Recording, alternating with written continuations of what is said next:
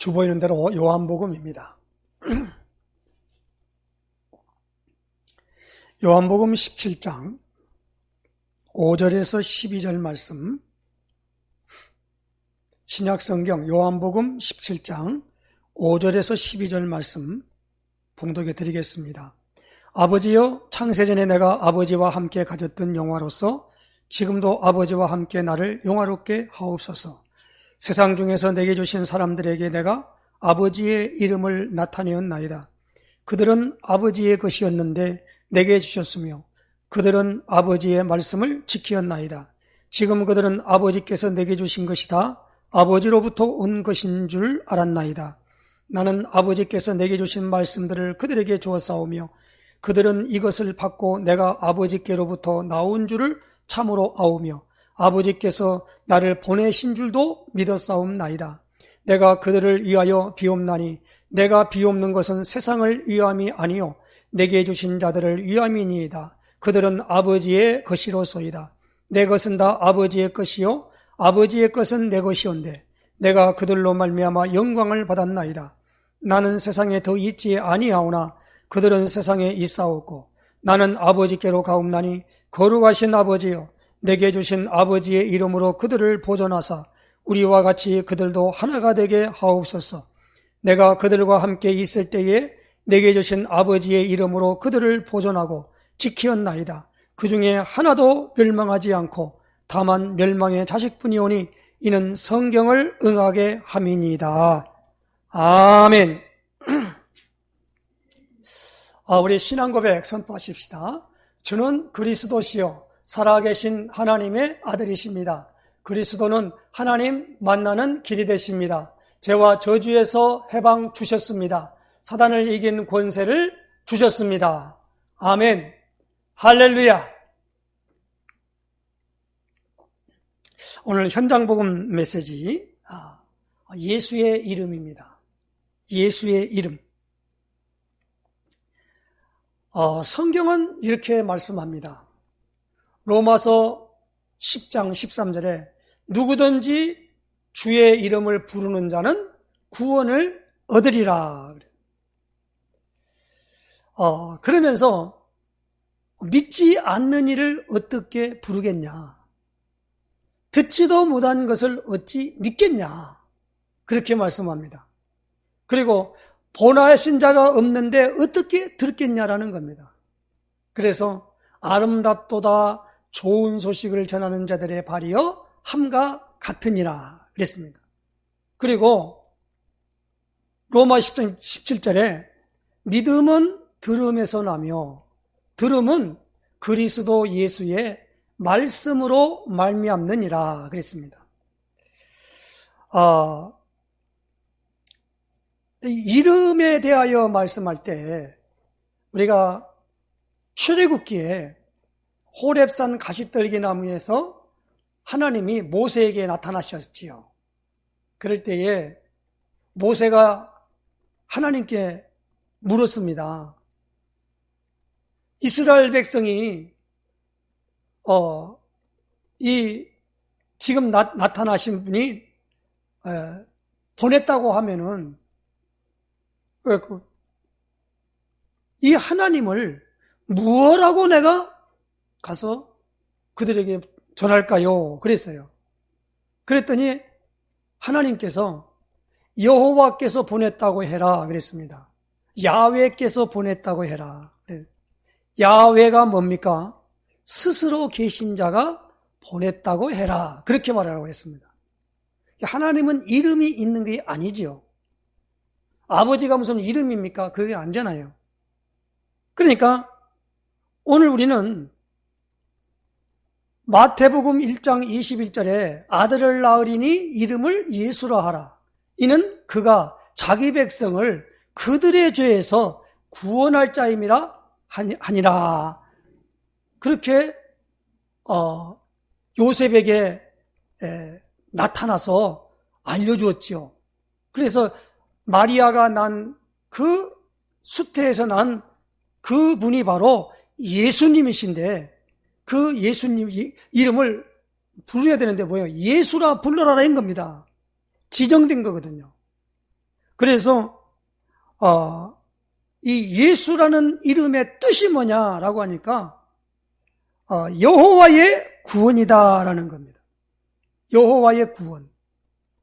그러니까 자기 백성을 그들의 죄에서 건져낼 자, 구원할 자라 이 말이에요. 그래서 예수라는 이름의 뜻이 뭡니까? 구원자라는 뜻입니다. 그래서 누누이 말씀합니다마는 신약에 와서 예수님을 구원자라 그럽니다. 그런데 구약에 와서 똑같은 말입니다마는 모세라 그랬다 이 말입니다. 모세가 뭡니까? 물에서 건져냈다라는 뜻이에요. 그리고 모세의 시종인 여호수아도 똑같이 예수의 이름의 하나의 분리형의 똑같은 이름이에요. 구원자라는 뜻입니다. 여호수아.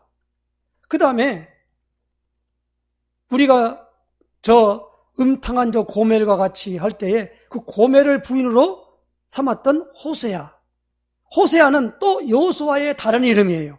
똑같은 이름인데 그래서 예수, 모세, 여호수아, 호세아 이 말은 다 똑같이 뭡니까? 여호와의 구원이다라는 뜻을 갖고 있단 말이에요. 물론 모세는 물에서 건져냈다라고 해서 그 바로의 딸이 붙여준 이름이거든요. 그러니까 그렇지만 모두가 건져냈다라는 뜻에는 구원자라는 뜻을 갖고 있어요. 그래서 오늘 여기 나오는 여호와의 구원이 뭡니까? 모든 인간은 멸망 중에 있기 때문이라는 겁니다. 로마서 3장 10절에 의인은 없나니 하나도 없다고 그랬습니다. 그리고 로마서 3장 23절에 모든 사람이 죄를 범하였음에 하나님의 영광에 이르지 못하더니 그랬어요. 그래서 멸망 중에 있는 모습이 무엇입니까? 창세기 3장 1절에서 10절에 하나님을 떠나게 된 동기가 있지요. 그게 무엇입니까? 선악과를 따먹어버렸어요. 따먹는 사건이 창세기 3장에 기록되어 있다 이 말입니다. 그래서 하나님이 창세기 2장 17절에 선악을 알게 하는 나무의 열매는 먹지 말라. 먹는 날에는 반드시 죽으리라 그랬습니다. 그래서 그 선악과를 따먹고 죽어버렸어요. 죽은 것은 뭐냐? 육체가 죽은 것이 아니고 하나님의 영이 떠나버린 겁니다. 그래서 하나님을 모르게 되어 있습니다. 그래서 하나님을 모르니까 에베소서 2장 2절에 이 세상 풍습을 쫓아가지고 살아가는 사람입니다. 그리고 마음과 육체에 원하는 것을 하고 살아가는 상태가 되었음을 에베소서 2장 2절 3절에 말씀하고 있어요. 그리고 모든 사람들이 뭡니까? 마귀에게 눌려 있다라는 겁니다.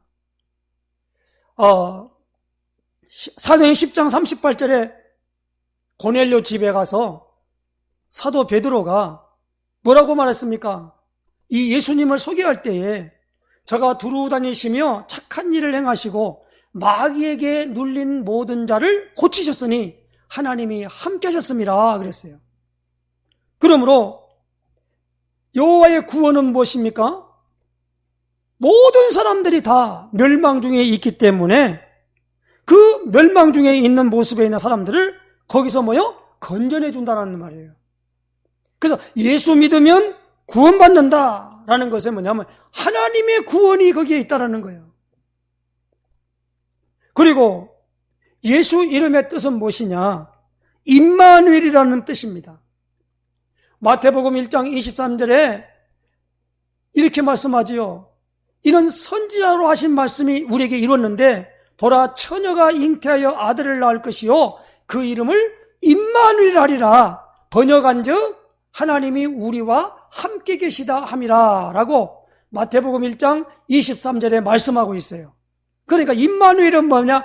하나님이 우리와 함께 한다는 겁니다.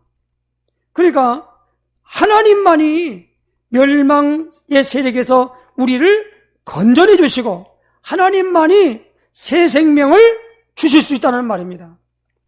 그러므로 하나님을 만나는 것이 임마누엘이에요. 그리고 오늘 뭡니까? 이 예수의 이름의 뜻은 뭡니까? 여호와의 이름이라는 말입니다. 예수님이 곧 하나님이신데 사람의 몸을 입고 이 땅에 오셨다라는 거예요. 그래서 이 예수의 이름에는 모두가 예수님의 이름으로 기도하고 예수님의 이름으로 명하고 그렇게 하는 겁니다. 그래서 이 이름에 어마어마한 비밀이 숨어져 있다라는 거예요. 그러면 우리는 뭐요? 사도행전 16장 31절에 주 예수를 믿으라. 그리하면 너와 내 집이 구원을 받으리라 그랬습니다. 주 예수를 믿으라. 그러므로 예수 이름으로 구원받는 단계는 뭡니까? 모든 일에 뭡니까? 아는 단계가 돼야 돼요. 아는 단계.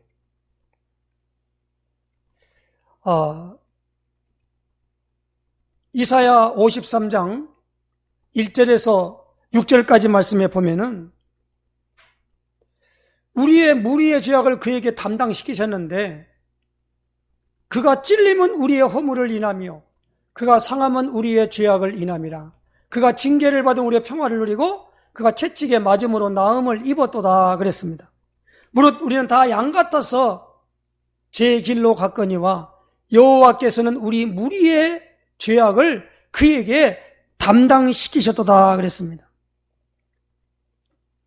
그러므로 우리가 뭡니까? 내 모든 죄를 짊어지신 분이시구나. 그렇게 오늘 우리가 알아줘야 돼요. 요 아는 단계가 와야 된단 말이에요. 무조건 막 예수 이름만 부르면 그건 미친 거지요. 여기서 나오는 요한삼서 1장 2절에 보니까 사랑하는 자여 내 영혼이 잘됨같이 내가 범사에 잘되고 강건하기를 내가 강구하노라 그랬어. 요한일서 3장 8절에 보니까 죄를 짓는 자마다 마귀에게 속하나니 마귀는 처음부터 범죄함이니라. 하나님의 아들이 나타나신 것은 마귀의 일을 멸하려 하심이라 그랬습니다. 그러므로 오늘 우리는 무엇입니까? 예수님이 누구신가를 아는 단계가 된단 말이에요. 사도행전 8장에 보면은 주의 사자가 빌립더러 이렇게 말했습니다. 예루살렘에서 가사로 내려는 까지 가라 그랬습니다. 그래서 그 말씀을 따라 갔더니 마침 예루살렘에서 예배를 드리고 마차를 타고 자기 고향 이디오피아로 가는 이디오피아의 간다게의 국고 맡은 넷이라 그랬습니다. 그러니까 고급 하나의 공무원이지요. 거기서 예배를 드리고 성경책을 가지고 그것도 이사야서를 가지고 이제 그 고향으로 가면서 그걸 읽고 있는 거야. 그러니까 빌립이 그 마차에 가가지고 마차 안에 들어가면서 그 소리를 듣고 읽는 것을 깨닫느냐라고 말하니까 그 네이시가 하는 말이 내가 어떻게 그걸 알겠냐. 지금 이것을 쓰는 것은 이사야 그 본인 얘기냐 아니면 다른 이가 있느냐 하니까 그 말로부터 예수 그리스도를 가르쳤다 그랬어요. 먼저 알게 해야 한단 말이에요. 전도는 뭐요? 무조건 교회 오란 말하면 안 된단 말이에요. 뭐요? 예수님이 누군가를 알려줘야 돼요. 그게 전도예요. 예수님을 이 사람이 알면은 아는 것을 같이 풍성하게 포럼하는 거예요. 그 포럼이 기도예요. 그러니까 이걸 중요한 것은 뭐냐면 모르고 있단 말이야. 모르고. 그래서 요즘 그 유튜브 보면 저 사랑제일교회에서 하는 거 거기에 그 사이트가 뭡니까? 너 알아 TV예요. 너 알아 TV. 너 알고 있냐 이거야. 이승만 대통령이 기독교 입국론에 의한 그 바탕에다가 나라를 세우고 헌법을 제정했다는 걸 너 알고 있냐 이거요. 우리는 이승만이 누군지도 몰랐잖아요. 그래서 교회의 목사는 교사, 다시 말하면 사자가 스승사자거든요. 다시 말하면 가르치는 기능이 있는 거예요. 그래서 목사가 매주마다 설교를 하고 있기 때문에, 세상 말로 말하면 교수를 하고 있기 때문에 목사가 아는 만큼 알아줘야 한다는 거예요. 그런데 자기도 모르니까 알려주질 않는다는 거죠. 대한민국 건국사가 어떻게 된지도 저는 모르고 있고, 나 같은 경우는 그때 태어나지도 않았는데, 우리가 있는 교육기관에서 배웠던 거 가지고는 안 된다는 말이에요. 바르게. 그래서 어떤 데는 뭐냐가 역사를 외국에서 가르친다 이 말이에요. 그러다 보면 거기에 딱 물들어 있으면은 시야가 안 바뀌어진다 이 말이에요. 그래서 그 사이트에 너 알아 TV, 너 알아, 너 알고, 너 아냐. 그 다음에 한 거면 너만 몰라 TV, 너만. 다른 사람 다 아는 너만 지금 모르고 있지 않냐. 깨우쳐라 이거예요. 참 사이트를 잘 세웠다고 봅니다. 그래서 자꾸 이런 부분들을 말해야 된다라는 거예요. 예수님이 누구십니까? 몰라요. 예수님이 그리스도십니다. 이걸 설명하는 거예요. 그래서 뭡니까? 그리스도? 그리스도가 이름이에요? 뭐예요? 그러면 설명해 주면 돼요. 헬라어인데 그리스도는 직분을 세울 때에 기름을 부어 세웠다. 그래서 기름 부음 받은 자가 헬라말로 그리스도라 그런다. 기름을 누구에게 부었느냐? 선지자에게, 제사장에게, 왕에게. 그래서 하나님이 기름 부음 받은 자를 보내주겠다고 약속을 했다. 어디에? 구약에. 그래서 그 히브리 사람, 이스라엘 사람들은 메시아를 기다렸다는 거예요. 그래 누가 메시아냐? 그랬는데 저 나사렛 예수가 바로 메시아, 그리스도라는 거예요. 그리스도가 오면은 모든 걸 우리에게 알려준다는 걸 내가 알고 있는데 라고 요한복음 4장에 예수님에게 수사마의 수고자가 말했습니다. 그때 예수님이 뭐라고 합니까? 내게 말하는 그가 바로 나다 그랬어요. 그때 이 여자에게 눈이 탁 떠져버린 거예요. 그래서 나오는 부분에 가장 중요한 부분에 무엇입니까? 이 아는 단계야, 아는 단계. 그 다음에 두 번째로는 믿는 단계가 와요. 믿는 단계. 순서 잘 알아야 돼요. 아는 단계, 믿는 단계. 요한복음 3장 16절에 하나님이 세상을 이처럼 사랑하사 독생자를 주셨으니 이는 그를 믿는 자마다 멸망하지 않고 영생을 얻게 하려 하심이라. 그래서 그런데 요한복음 3장 16절을 주기 전에 예수님이 예로 든 게 하나 있어요. 그게 뭡니까? 모세가 광야에서 뱀을 든 것처럼, 그 뱀은 뭐예요? 구리뱀이, 구리뱀. 진짜 뱀을 든 게 아니고 구리로 만드는 뱀을 들고, 그게 뭡니까? 뱀에 물린 자마다 요거 팔아봐라 그러면 다 고침을 받았다는 거예요. 그렇기 때문에 그 설명을 한 다음에 인자도 들려야 하는데, 그의 주인공이 누구냐? 하나님이 세상을 이처럼 사랑하사 독생자를 주셨으니 이는 그를 믿는 자마다, 이 말은 뭐예요? 바라보는 자마다 멸망받지 않고 영생을 얻게 하려 하심이라 라고 그랬어요. 그러니까 알고 믿고 그 다음에 뭐예요? 내 마음속에 영접해 드리는 거예요. 영접. 그래서 요한복음 1장 12절에 영접하는 자, 곧 그 이름을 믿는 자들에게는 하나님의 자녀가 되는 권세를 주셨으니 그랬어요. 그리고 그 영접을 어떻게 합니까? 요한계시록 3장 20절에 볼지어다 내가 문 밖에 서서 두드리노니 누구든지 내 음성을 듣고 문을 열면 그에게 들어가 그로 더불어 먹고 그는 나로 더불어 먹으리라.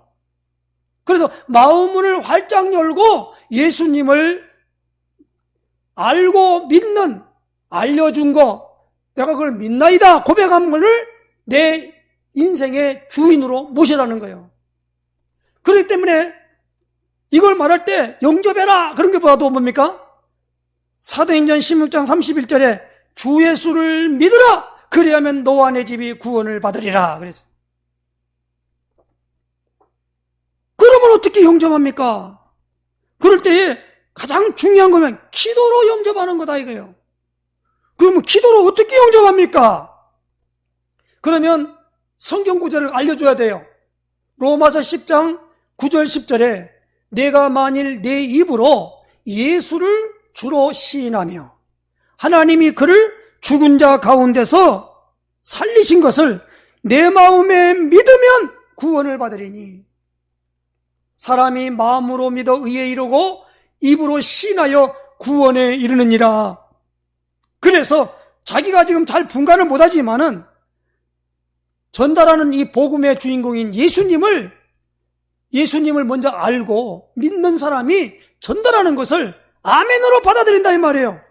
그래서 그걸 내 마음속에 영접하겠습니다. 그러면 그 영접하고 싶은 분은 뭐 거기에 창피하다 부족하다 그런 게 아니라 그 마음에 그분을 모시고 싶은 마음이 막 생기는 거예요. 그러면 내 기도를 따라하십시오. 그러면 그가 따라하면서 무엇입니까? 마음속의 주인으로 딱 영접한다 이 말입니다. 여기는 뭐가입니까? 영접 단계는 인격이 갖다 놔야 돼요. 억지로 하면 안 돼요. 인격으로 해야 된단 말이에요. 어떤 분은 가가지고 잘못해가지고 그냥 막 영접하면 돼 그런단 말이에요. 그거 아니에요. 영접이라는 말은 꼭 말로만 이렇게 해야만 되느냐? 그것도 아닙니다. 그래서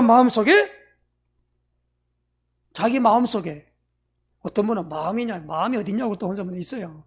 그럼 생각이 어딨냐고. 생각은 어디 있는지 어디 자소가 없잖아요. 그리고 기도로 영접해야 되지고 마음 중심에 모시는 겁니다. 그리고 내 삶의 생활 중심에 모시는 거예요. 그것이 바로 영접입니다.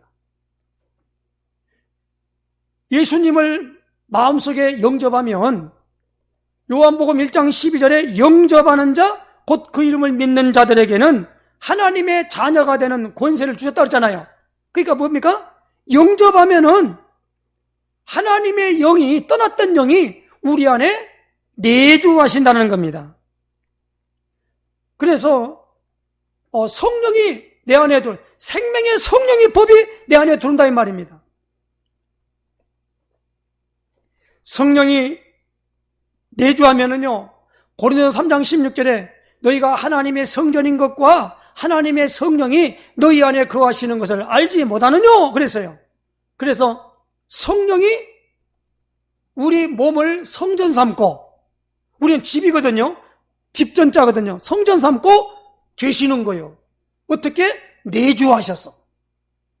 절대 떠나가지 않아요. 우리가 구원받은 사람은 구원이 하나님의 영이 왔다 갔다 이게 아니란 말이에요. 마귀 영이 들어왔다, 하나님의 성령이 들어왔다, 말도 안 되는 소리를 하고 있어요. 어떻게 하나님의 성령과 마귀 영이 교차 반응을 합니까? 그러니까 너무나 그래. 구원은 확신을 가지라. 나는 구원받은 하나님의 자녀다. 그러면 자녀가 되고 싶어가지고 됐고 안 되고 그 말이 아니고 하나님 자녀가 됨을 인정해라 이 말입니다. 성령 내주만 바로 깨달으면 모든 것들이 하나님의 영이 우리를 인도해 갑니다. 그렇게 안 해요. 우리 안에 뭡니까? 영원히 거하는 겁니다. 근데 왜 이렇게 이것을 이해를 못하냐면은 구약에는 하나님의 영이 삼손에게 임했어요. 그런데 그 드릴라라고 하는 그 기생한테 머리가 잘려버렸잖아요. 나시린의 지기를 어떻게 합니까? 빼앗겨버린 바람에 나중에는 그 힘센 모든 것들이 나타나지가 않은 거예요. 그 나중에는 다곤 신에 가가지고 신전에서 뭐십니까? 맷돌 돌리다가 나중에는 한꺼번에 다 멸망한 그 사건이 바로 삼손 사건이잖아요. 그러니까 어느 날은 하나님의 영이 임하면은 막 힘이 막 났다가 그 뺏어가 버리면 아무 무기력하게 아무것도 못하는 이런 것을 말하고 있다는 말입니다. 이게 왔다 갔다 한 거예요. 근데 신약에 와서는 안 그렇습니다. 왔다 갔다 하는 게 아니라 우리 안에 내주한 줄로 하시기 바랍니다. 그리고 영원하다는 거예요, 이건요. 변덕맞게 왔다 갔다 이게 아니라 이 말이에요. 이것을 우리는 바로 이해해야 됩니다. 그 다음에 영접하게 되면 내 삶의 모든 걸 인도해 가셔요. 그리고 마귀의 권세에서 완전하게 해방을 받습니다. 그 해방을 받는 몫은 뭐입니까? 운명 사주팔자가 나를 주관하지 못해요. 저 무속인 귀신 들려가지고 있는 사람들에게 있는 사람들 있잖아요. 귀신이 끄는 대로 가잖아요. 그런데 우리는 그렇게 안 돼요, 이제는. 그런데 교회 다닌 권사가 어느 날 신 받아가지고 가서 점집 차리고 무당집 차리고 했지 않냐, 이거예요. 그때 막 교회 어디 다니고 어떤 사람은 신학교 나오는 그 사각모 있잖아요. 갖다 걸어놓고 무당짓 하고 있는 사람이 있단 말이에요. 그 사람은 왜 그랬냐고 묻는단 말입니다. 그 사람들이 왜 그런지 아세요? 성령의 인도를 받지 않았다 이 말입니다. 성령이 있는지도 몰라요. 그래가지고 마귀의 권세가 그를 자꾸 놀아버리는 거예요. 그러므로 오늘 우리는 예수님을 그에게 정확하게 영접하고 계속적으로 그것을 알고 누리도록 만들어주는 그것이 말씀운동이에요. 말씀운동은 따로 하는 게 아니라 그렇게 하는 겁니다. 그래서 그분에게 계속적으로 당신 삶에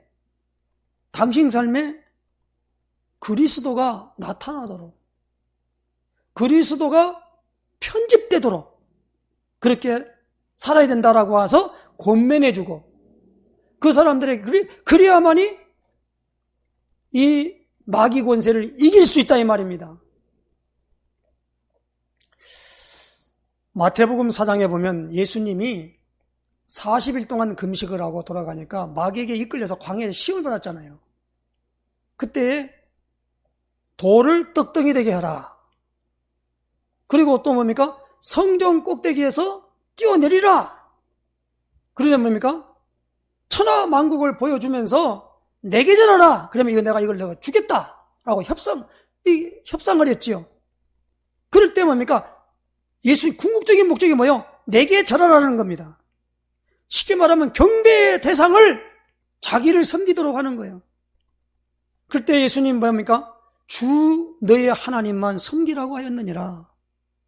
십계명 제 1계명에서부터 나 외에 다른 신을 내게 있게 말지니라. 하늘에 있는 것, 땅에 있는 것, 땅 아래 물속에 있는 어떤 형상도 만들지 말고 그 앞에 절하지 말지니라. 여호와의 이름을 망령되이 일컫지 말지니라. 안식일을 기억하여 거룩하게 지키라. 요거 4계명이란 말입니다. 그것이 오늘 우리에게 주장되어질 때 신이 어디 있습니까? 머리가 아무리 말한들 그게 눈에 보이는 건 아니잖아요. 오늘 이게 뭡니까? 우리 안에서 뭐가 있습니까?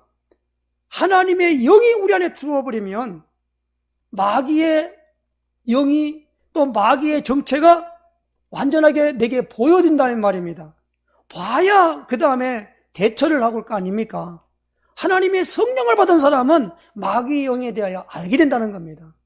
근데 성령을 이끌려 받지 않은 성령이 안 돼 있는 사람은 마귀 영도 몰라요.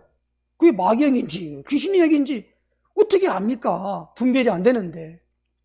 그래서 우리에게 오는 부분에 예수님이 계속 영접된 부분을 확인하는 거예요. 그게 신앙생활입니다.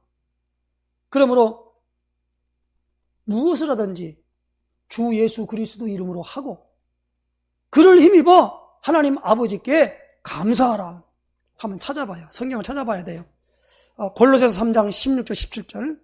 골로새서 3장 16절 17절입니다. 제가 읽겠습니다. 그리스도의 말씀이 너희 속에 풍성히 거하여 모든 지혜로 피차 가르치며 권면하고 시와 찬송과 신령한 노래를 부르며 감사하는 마음으로 하나님을 찬양하고 또 무엇을 하든지 말에나 일에나 다 주 예수의 이름으로 하고 그를 힘입어 하나님 아버지께 감사하라.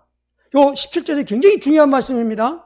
무엇을 하든지 말에나 일에나 다 주 예수의 이름으로 하라는 말입니다. 이 말은 우리가 오늘 지금 계속 메시지 받을 때 편집이라는 말을 지금 쓰고 있거든요. 편집된 거야 돼요. 예수 그리스도 이름을 대비해서 그것으로 편집해, 내 삶을 편집해야 돼요. 그럴 때 하나님을 아버지라고 내게 부르짖게 되는 겁니다. 자, 오늘 이 부분 꼭 아시기 바랍니다. 마귀 권세에서 완전히 해방받아요. 예수 이름 부르면. 그 다음에 뭡니까? 내세가 보장이 되는 겁니다. 내세가 보장이 돼요. 너희는 마음에 근심하지 말라. 하나님을 믿으니 또 나를 믿으라. 내 아버지 집에 거할 곳이 많도다. 그리고 말하자면 요한복음 10장 1절에 내가 곧 길이요 진리요 생명이니 나로 말미암지 않고는 아버지께 올 자가 없느니라 그랬습니다. 자, 예수님을 영접하는 단계, 이제 영접했으면 늘 어떻게 해요? 시인하는 단계에 와야 돼요. 시인해야 됩니다. 우리가 예수님의 이름을 부끄러워하면 예수님도 우리 이름을 부끄러워한대요. 시인하는 역사 있으시기를 주의 이름을 부탁합니다. 그런데 우리가 마태복음 5장을 한번 찾아보십시다. 마태복음 5장입니다.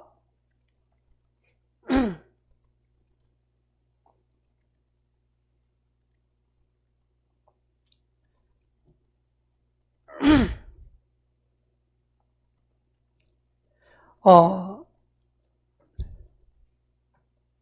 10절, 11절입니다. 의를 위하여 박해를 받는 자는 복이는 천국이 그들의 것이며 나로 말미암아 너희를 욕하고 박해하고 거짓으로 너희를 거슬러 모든 악한 말을 할 때는 너희에게 복이 있나니 기뻐하고 즐거워하라. 하늘에서 너희의 상이 큼이라. 너희 전에 있던 선지자들도 이같이 박해하였느니라.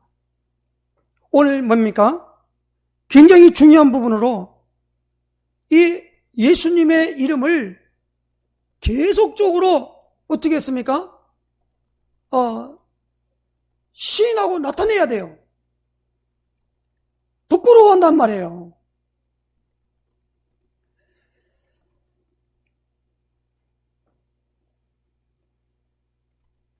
베드로가 예수님이 십자가에 못 박히기 전에 신문을 받는 그 현장에 갔을 때 조그마한 계집아이에게 모른다고 부인했지요. 모른다고 부인했어요. 두려워서 그랬겠죠. 오늘 우리는요, 진짜로 시인하는 단계가 우리에게 확실하게 있으시길 바랍니다. 그것 때문에 혹시 박해를 받는 일이 있어도 박해를 받으셔야 돼요. 박해 안 받으려고 하는 겁니다. 요즘 계속 지금 4단계 때문에 교회 못 드리고 19명이다 보니까 별 꽁수를 다 씁니다. 그런데 그로 인해 가지고 손해를 보더라도 예배 드리겠다는 거예요. 그래서 지금 예배 드리는데 총칼로 막아도 그냥 가서 가는 거예요. 거기에 왜 타협을 하고 뭐 이렇쿵저렇쿵 말이 많습니까?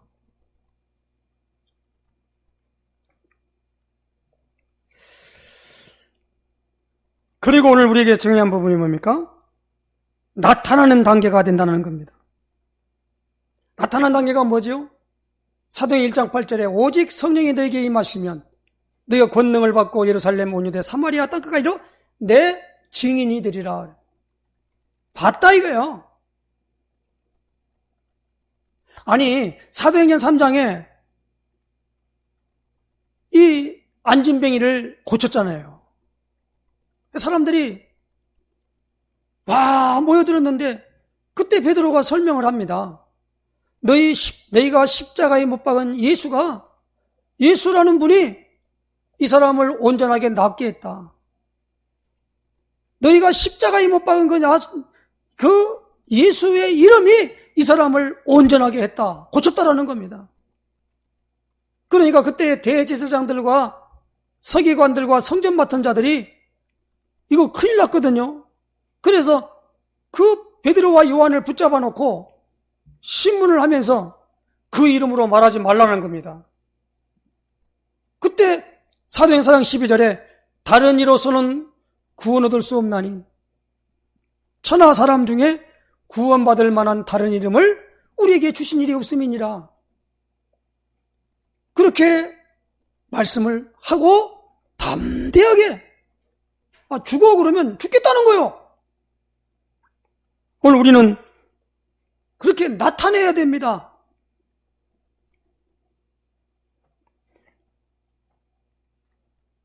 우리를 갖다가 막 박해하고 하는 사람에게 막 욕할 것도 없어요, 사실은요. 그런 의미에서 사실은 저 사랑제일교회 정광원 목사님은 나는 그런 부분을 싫어합니다.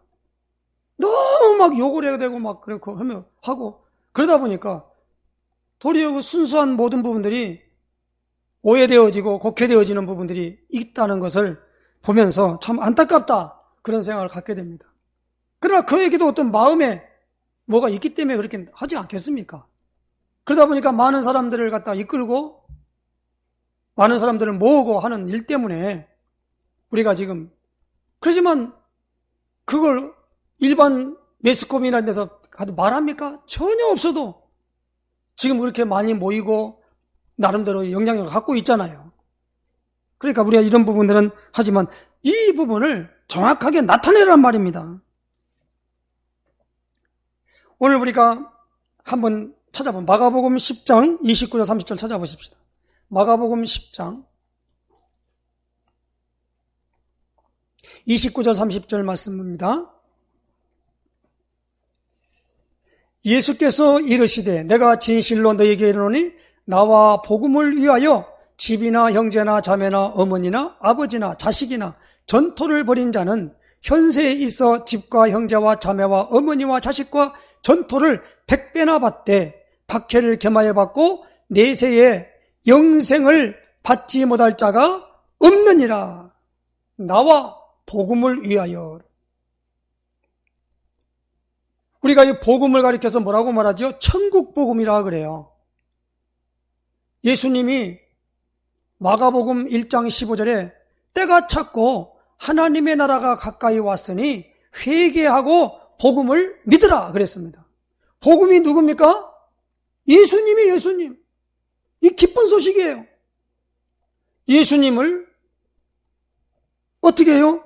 알고 믿고 영접하고 시인하고 나타내야 된다. 그러면 핍박을 겸하여 받아요. 그러나 현세에 육신적으로 살아있는 현세에 100배를 받는데요. 그러니까 어느 면에서도 예수님 이름 때문에 박해를 받는 사람은 복이 있는 사람이에요. 박해가 없는 사람은 복이 없는 사람이에요. 틀림없어요, 이건요. 그래서 박해하는 사람을 위하여 도리어 막 갚아주거나 그러지 말라요. 로마서에는 뭡니까? 숯불을 머리에 올려놓는 거래요. 하나님이 갚으시겠다는 거예요. 우리는 다만 기도할 뿐입니다. 그런데 어떤 일을 당하면은 억울하기도 하고 그러죠. 그런 걸로 말하면 저 북한 땅에 있는 사람들이 얼마나 불쌍합니까? 지하교회에서 소수가 누가 알아주는 것도 아니고 믿는다면 그저 죽는 건데 그래도 예배드린 자가 있다고 하잖아요. 그 이상 목사님 같은 경우는 그래도 성경이 들어간대요. 어떻게 그냥 거기 감시하는 사람의 눈을 멀게 갖고 들어간다는 거예요. 그거 참 신기하죠. 옛날에 그 아프리카 선교사로 간 양반들이 자기 입에서 방언이 나왔는데 그 원주민들이 알아듣더라는 거예요. 그러니까 하나님이 긴박한 상황에는 그걸 사용하신다 이 말이에요.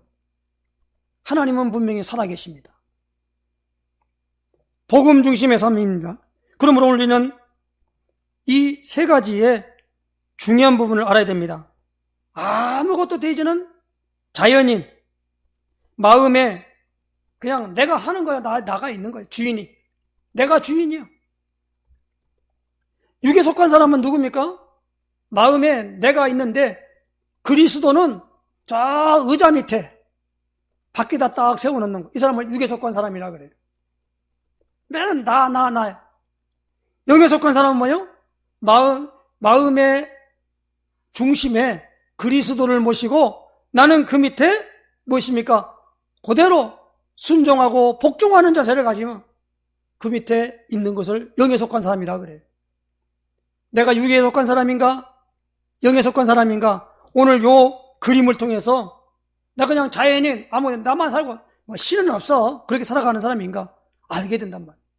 그래서 영에 속한 사람은요, 공산주의 사상이 얼마나 위험한가를 알게 됩니다. 공산주의는 무신론자거든요. 신이 없다는 거예요. 그게 자연인입니다. 자연인. 그래서 오늘 우리는 근데 나 육에 속한 사람은요, 그래도 인정은 해요. 인정은 한다고요. 그런데 뭡니까? 자기가 더 주장되어지고 그리스도는 밑에다 딱 놓고 있는 사람을 말한단 말이에요. 그러나 우리의 모든 중심이 영에 속한 사람은 그리스도가 중심이 되어서 나를 이끌 수 있도록 그리스도 밑에 탁 놓는단 말이에요. 마태복음 11장 29절에 보면 나의 멍에를 메고 내게 배우라. 그리하면 너희 마음이 쉼을 얻으리니 내 멍에는 쉽고 내 짐은 가벼움이라 그랬어요.